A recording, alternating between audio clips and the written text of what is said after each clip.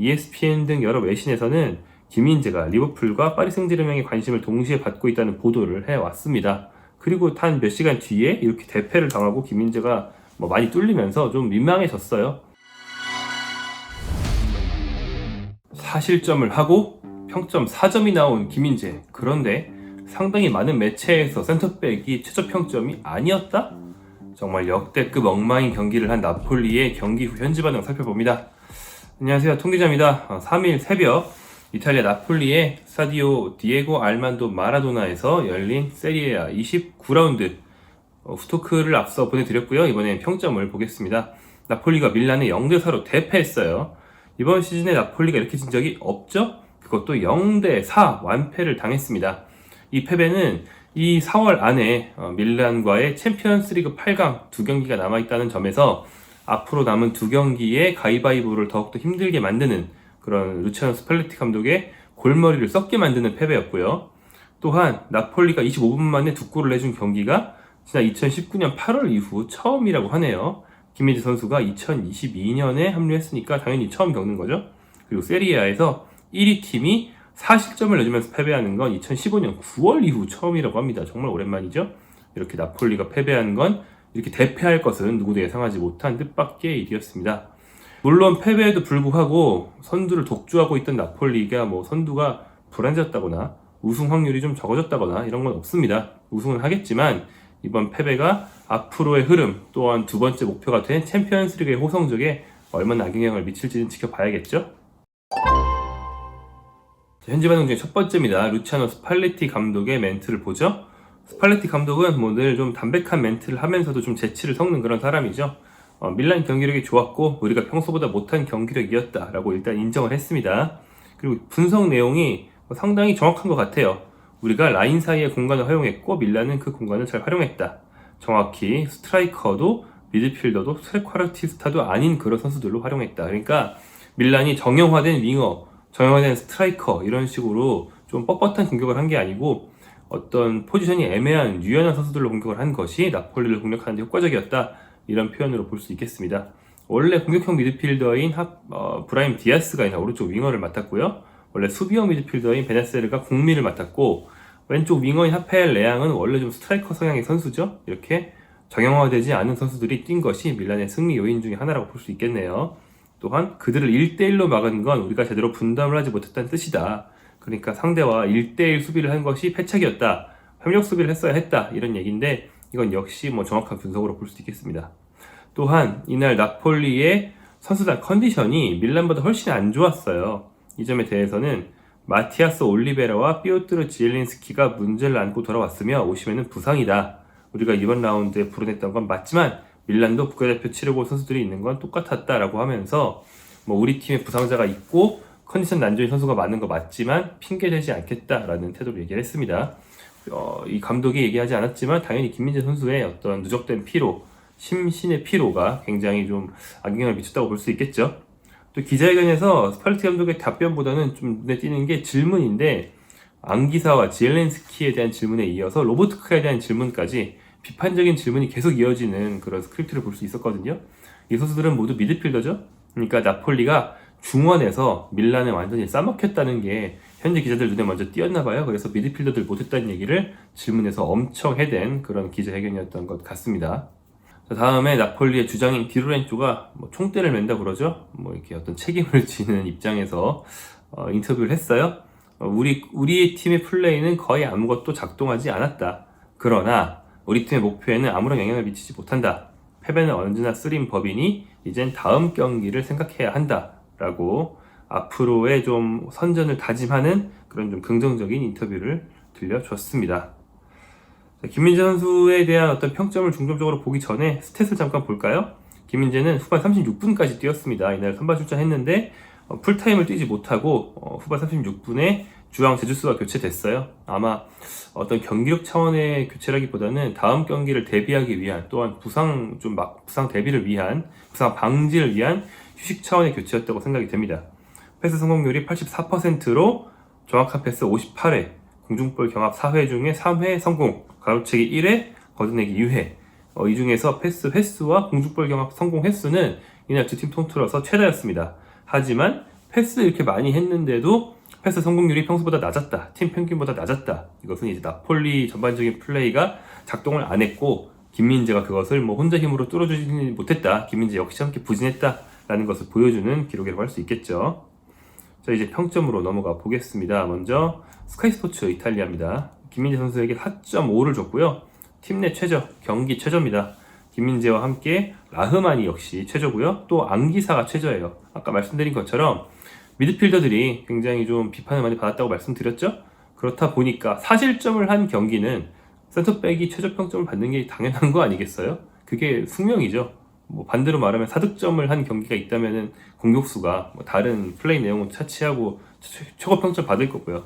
그런데 김민재와 라흐마니와 더불어서 앙기사가 4.5를 받았고요. 바로 위 5에 로버트카도 있습니다. 이렇게 미드필더들이 대체로 안 좋은 평가를 받았다. 또한 스팔레티 감독 역시 5점, 거의 최저에 가까운 평점을 받으면서 감독 뭐 했냐? 이런 평가가 좀 있었습니다. 그리고 오시멘의 대체로 나온 스트라이커 시메오네도 거의 모든 매체에서 아주 안 좋은 평점을 받고 있는데 여기서 5예요. 그나마 팀 내에서 고군분투했다고 평가받은 것은 크바라첼리아와 로사노인데 저는 교체 투입된 로사노는 뭐 그렇게 잘한 게 있는지 솔직히 모르겠고요. 크바라첼리아도 잘하진 못했지만 최소한 열심히 그리고 이제 나쁘지 않은 플레이는 꾸준히 했습니다. 다만 이제 밀란이 2명, 3명이 에워싸면서 크바라첼리아를 잘 막았기 때문에 플레이 효율이 떨어졌죠. 다음 유로스포르트입니다. 김민재에게 역시나 최저 평점 4점을 줬어요. 어떤 평가를 했는지 볼까요? 디제스터라고 영어로 번역할 수 있는 재앙이라는 표현을 썼습니다. 재앙 같은 경기다. 레앙의 골 상황에서 위치 선정 좋지 않았고 디아스의 득점 상황 때도 부정확했다.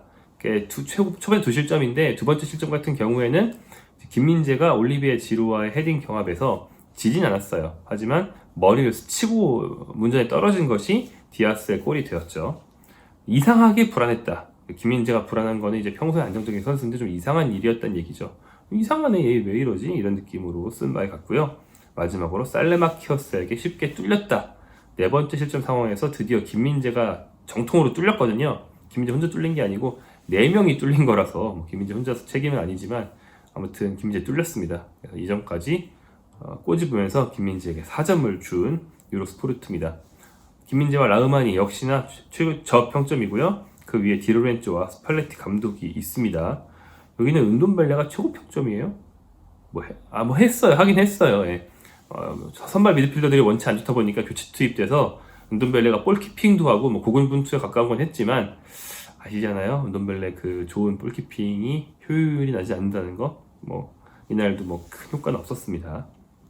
자, 참고로 밀란에 대한 평점은 레앙 2골을 넣고 화려한 돌파를 보여준 레앙이 8.5, 그 다음에 초반 2골 상황에서 1골 1도움을 기록한 디아스 8, 그리고 나폴리 중원을 압도한 밀란 미드필더의 핵심 토날리가 7.5, 이런 선수들이 최상위권이고요. 김민재와 관련해서 본다면 눈에 띄는 것은 이제 지루입니다. 올리비에 지루가 평점은 6.5로 이긴 팀, 4대0으로 이긴 팀의 공격 수치는 그냥 그래요. 그런데 11회나 되는 경합을 통해서 엄청나게 희생했다라는 대목이 눈에 띕니다. 지루를 김민재가 계속 견제했는데 힘들어 했거든요. 지루가 눈치가 원체 빠르다 보니까 빠져들어갔다가 내려갔다가 헤딩을 했다가 몸싸움을 했다가 김민재가 지루를 막느라 상당히 지쳤고 다른 선수들까지 도와줄 여력이 없었습니다. 이게 이제 김민재가 지난 상반기 1차전을 한 뒤에 지루가 이제까지 상대방 공격수 중에 제일 까다롭다라고 말했던 이유겠죠. 무브먼트가 좋고 헌신적이고 집중력이 좋다. 자, 다음 뚜또 메르카토 웹의 평점입니다. 여기서부터 이제 김민재가 최저가 아닌 것을 볼 수 있습니다. 약간 뜻밖일 정도로요. 뚜또 메르카토 웹은 김민재에게 5를 줬는데, 자, 다른 경기들에서 그랬던 것처럼 수비의 벽이 되어주질 못했다. 디아스에게 두 번째 골을 내줄 때 김민재로 인해 메레트는 할 수 있는 게 없었다. 너무 박한 말 아닌가 싶긴 하지만 김민재가 헤딩을 잘못해서 골키퍼가 손쓸 수 없는 실점이 됐다라는 말인 것 같습니다. 그리고 이게 평점 평화 마지막이고요. 이 매체는 역시나 팀 내 최고는 6인데 4실점을 했음에도 불구하고 메레트 골키퍼에게 6을 줬어요. 그 밑에 마리오 후이, 시메오네, 크바라첼리아 등이 있고요. 김민재가 5인데 디르렌조, 라흐마니, 폴리타노, 스팔레티 감독과 함께 5입니다. 김민재 밑에 3명이나 있어요. 앙기사, 로보트카, 지엘린스키.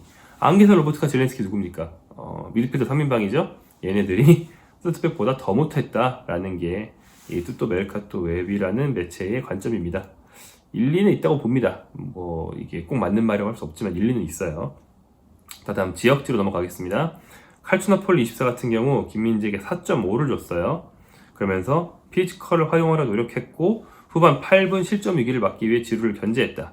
디아스의 골 상황에서는 궤적을 바꿨고 안 좋은 말이죠. 살레마키어스의 골대 쉽게 뚫렸다. 이렇게 실점 상황과 그나마 고군분투한 점을 묘사하고 있는데 여기는 좋은 평점에 속합니다. 나폴리 중에서. 왜냐면 4.5가 김민재, 메르트, 디로렌조, 후이, 로버트카, 폴리타노, 시메오네, 크바라첼리아, 스팔리티 감독까지 9명이고 4 라인에 라흐마니, 앙기사, 지엘린스키, 김민재보다 낮은 게 3명 있거든요. 이 매체는 4.5 아니면 4입니다. 지역지다 보니까 정말 대실망을 한 것 같아요. 김민재는 그나마 나은 편인 평점을 받았다. 씁쓸한 얘기입니다. 다음 칼추나폴리 1916 다른 지역지인데 여기서도 김민재가 최저는 아니에요. 김민재에게 4를 주면서 그답지 않았다. 몸싸움에게 밀리고 많은 실수를 저질렀다라고 평가했고요. 김민재와 더불어서 4를 받은 것은 역시나 파트너 라흐마니, 미드필더 3인방, 그 다음에 정말 부진했던 오른쪽 윙어 폴리타노, 크바라첼리아도 4예요. 효율이 없었다고 본 것 같습니다. 그런데 좀 재밌는 게 김민재가 4인데 최저가 아니다. 그건 4 아래가 있다는 거죠. 3에 후이가 있습니다. 마리오 후이에게 3을 줬어요. 그러면서 진정한 재앙, 영어로 치면 리얼 디제스터라고 했습니다.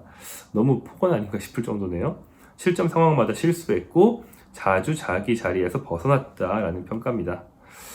이렇게 평점들을 봤는데 저 개인적으로 평점 줄 수 있다면 저는 사실 선수들보다 스팔레티 감독에게 최저점을 주고 싶어요. 이렇게 다들 피지컬 상태가 안 좋은 거 알고 있었죠? 그리고 뭐 밀란이 4-2-3-1로 전환할 것이 현지 매체에서 대대적으로 보도가 됐거든요. 그러니까 레앙과 테오 에르난데스 중심으로 공격할 거 알고 있었습니다. 그리고 밀란은 중요한 경기마다 이렇게 수비형 미드필더를 끌어올려서 공미에 쓰는 그런 전략 쓴다는 것도 알려져 있거든요. 한국에 있는 저도 알아요. 스팔리 감독 모르지 않았겠죠. 하지만 원체 나폴리가 잘해왔다 보니까 평소대로 그냥 내보낸 것 같아요. 그 안이한 기용의 결과가 물론 뭐 영대사 대패일 줄 아무도 몰랐겠지만 그렇게 되고 말았습니다.